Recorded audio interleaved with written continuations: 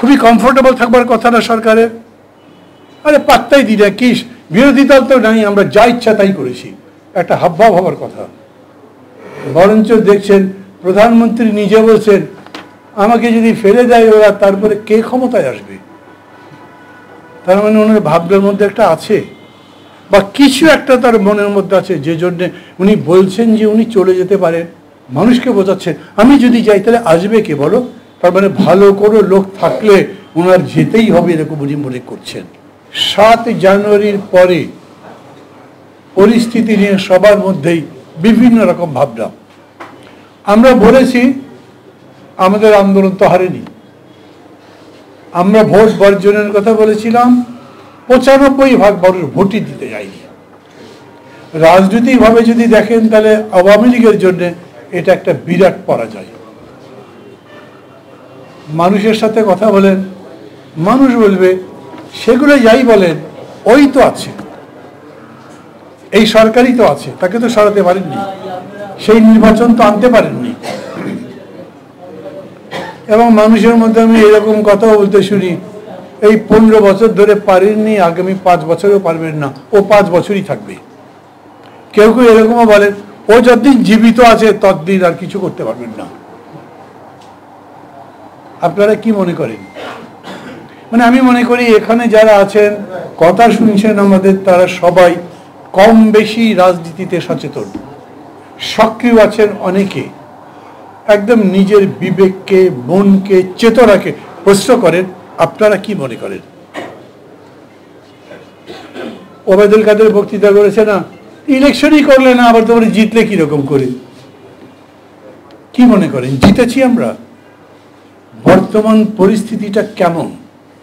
আমি যদি এক কথায় এরকম জিজ্ঞেস করি, ধরেন এখানে তো বিরোধী দলের আন্দোলন করার সবাই প্রায় আছেন, আমরা কি খুব কষ্টে আছি? আমরা কি খুবই বিপদগ্রস্ত বোধ করছি? আমরা কি মনে করছি যে আগামী 5 বছর পর্যন্ত এই থাকবে? ভিন্ন দিকে দেখেন সরকার কি মনে করছে? এই রকম একটা ইলেকশন, মানে ফোরটাটি করুক যাই করুক, পার তো হয়েছে। আমি তখন বলতাম সূর্য উঠবে সূর্য ডুববে, 7 জানুয়ারি আসবে, দিনের আলো শেষ হবে, সন্ধ্যা হবে, তারপরে দেখবেন যে ফলাফল ঘোষণা হতে থাকবে। এই দিয়ে জয় পরাজয় হবে না, কারণ তারপরেও সূর্য উঠবে, তারপরেও আবার দিন আসবে, রাত আসবে, দিনটা চলতে থাকবে। কিরকম চলছে?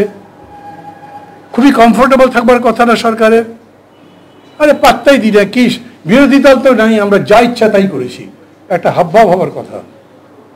বরঞ্চ দেখছেন প্রধানমন্ত্রী নিজে বলছেন আমাকে যদি ফেলে দেয় ওরা, তারপরে কে ক্ষমতায় আসবে? তার মানে ওনার ভাবনার মধ্যে একটা আছে, বা কিছু একটা তার মনের মধ্যে আছে, যে জন্যে উনি বলছেন যে উনি চলে যেতে পারেন। মানুষকে বোঝাচ্ছেন আমি যদি যাই তাহলে আসবে কে বলো? তার মানে ভালো করে লোক থাকলে ওনার যেতেই হবে, এরকম উনি মনে করছেন। কমফোর্টেবল নাই, খুব আরামে নাই। একটা নির্বাচন যা হয়েছে তো হয়েছেই, তারপরে উপজেলা নির্বাচন করেছে, সেটা একটা জ্বালার মতো। কি হয়েছে দেখেছেন তো, কতগুলো ভোট পড়েছে, ওইখানে 2 নম্বরই করেছে। বলেছে স্বাধীনতার পরে আজ পর্যন্ত যতগুলো স্থানীয় সরকার নির্বাচন হয়েছে তার মধ্যে সবচাইতে কম ভোট পড়েছে। একটা অদ্ভুত জিনিস কি দেখেন, মানুষ হয়তো বলছে যে তোমরা তো জিততে পারোনি, কারণ সরকারের তো পতন হয়নি, 95% মানুষ ভোট দেয়নি, কিন্তু মানুষ এই 95% একজনও মনে করছে না যে আওয়ামী লীগটাই ভালো, সেই থাক। তারা উল্টা আমাদেরকে জিজ্ঞেস করছে ভাই কি করবেন, কিছু একটা করেন। তার মানে মানুষ কিন্তু বদলায়নি। আর যদি দেশের অবস্থা দেখেন তাহলে এই সরকারের জান শেষ প্রায়। ওই যে ভালো বাংলায় বলে না, প্রাণ ওষ্ঠাগত।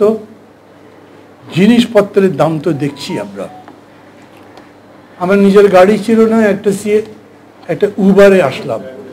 প্রায় উবার যারা চালায় তারা লেখাপড়া যারা ছেলে, অন্তত কথাবার্তা বলতে পারে, খোঁজ খবর রাখে। দুঃখের কথা বলল, একটা মধ্যবিত্ত পরিবার কীরকম করে শেষ পর্যন্ত উবারের ড্রাইভার হয়েছে সে কাহিনী বলল। আগে প্রতিদিনই ডিম খেতাম পুরো পরিবারে, তারা 7-8 জন সদস্য একটা পরিবারে। বলে এখন আমরা কেউ ডিম খাই না, শুধুমাত্র সন্তানদের দিই। আর আমরা হয়তো সপ্তাহে একদিন খাই। এই অবস্থা ইউনিভার্সিটিতে যদি ছাত্রদের প্রতিবাদ থাকতো, আদমজি থেকে যদি মিছিল আসার ভয় থাকতো, তাহলে সম্ভবত এরকম থাকতো না। বা এরকম আমি বলতে পারি, যদি ওই রকম করে ছাত্র আন্দোলন থাকতো, তাহলে এতদিন ধরে বোধহয় এই সরকারও থাকতে পারতো না। নাই, সেটা নিয়ে আফসোস করে লাভ কি? আমি নিজে ছাত্র আন্দোলন করেছি, আমার ডাইনে আছেন আব্দুল সালাম, উনি করেছেন, আর নজরুল ভাই তো বাংলাদেশের টপ 1, 2, 3-র মধ্যে একজন শ্রমিক নেতা। তারপরেও 15 বছর ধরে চলা, আর বিশেষ করে গত 2-3 বছর যদি বলেন, সেই সময় ধরে একেবারে জমে ওঠা উত্তাল গণ আন্দোলনের মধ্যে ছাত্র শ্রমিকদের দেখিনি। খুব বড় দুর্বলতা। আবার বলি, স্ট্রাইকিং ফোর্স না থাকলে আপনি শত্রুকে যথাযথ জায়গায় যথাযথ সময়ে আঘাত করতে পারেন না। এটা ভেবেও মতিন ভাইয়ের কথা খুব মনে হয়েছে। অতএব ডাক্তার ইরান যখন আমাকে বললেন, আমি একদম এক কথাই বলেছি, যেদিনই হোক আমি ওনার এই আলোচনা সবাই বা স্মরণ সবাই যাব। এজন্যই আসা আমার, প্রধানত তাকে শ্রদ্ধা জানানো। আমার বক্তব্যের শুরুতেই আমি সেই সময় শ্রমিক নেতা, পরবর্তীকালে জননেতা মতিন ভাইয়ের প্রতি গভীর শ্রদ্ধা জানাচ্ছি।